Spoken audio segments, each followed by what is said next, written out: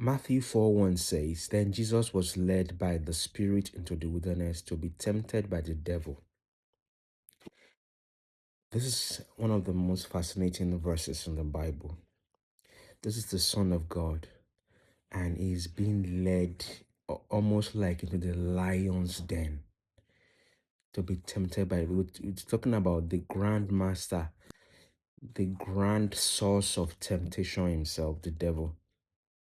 And look, Jesus Christ will later in this chapter, even just flip, I think in the next two chapters of Matthew, he will say you should pray to God, lead us not into temptation. This is God.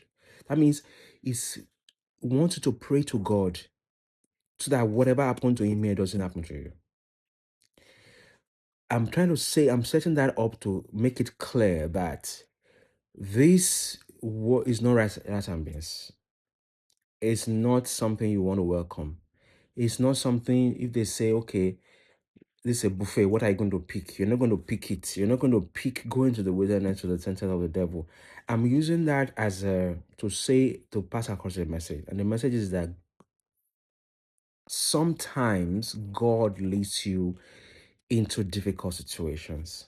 Sometimes God does that. And I want you to not break down if that happens.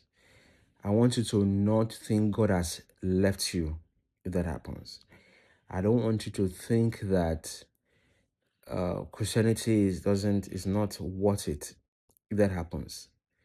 I want you to recognize that that is an aspect of God when He's training you, and as you are in His training camp.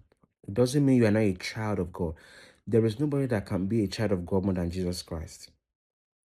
And doesn't mean, but He's training you. Job wrote something. He said, in the book of Job, we read that after he has tried me, Job's talking now, I will come forth as gold. I will be different. The me before the trial, the me before the difficult experience, the me on the other side of it will be on a different level. That is what God will do. Guys, that's think like that. Think like that. We also read somewhere in the book of James where James says, rejoice when you fall into different trials, because the trial of your faith is precious. Then you gain something. You gain something through that. What did Jesus Christ gain after being tempted by the devil, after being led by the Spirit into the wilderness to be tempted by the devil? We read that he came out of that in the power of the Holy Spirit.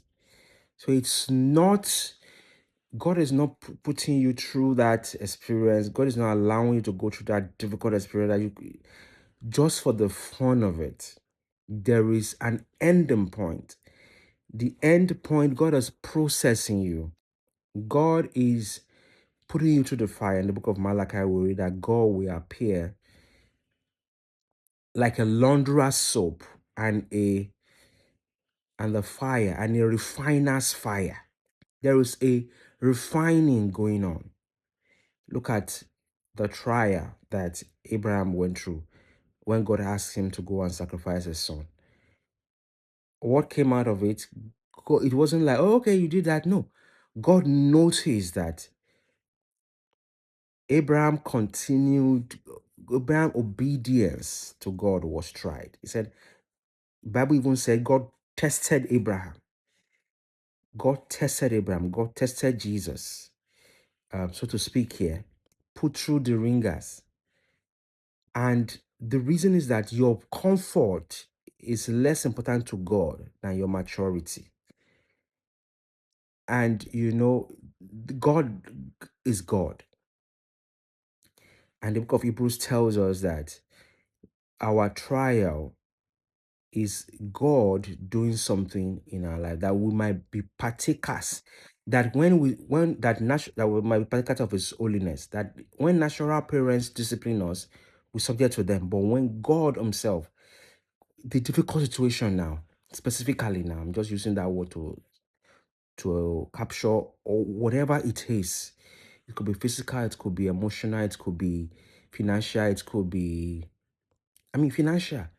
It could be has to do with your family. It could be emotional. It could be um rejection.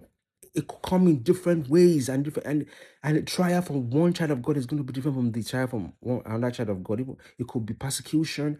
It could be being chased out of the house because of your faith. It could be death. It could be imprisonment because of your faith. Uh, God is thinking beyond this life. You know, uh, it's thinking beyond your immediate comfort. The point I'm making is that the message that's coming to you, that this is part of us being partakers of His holiness. See you tomorrow.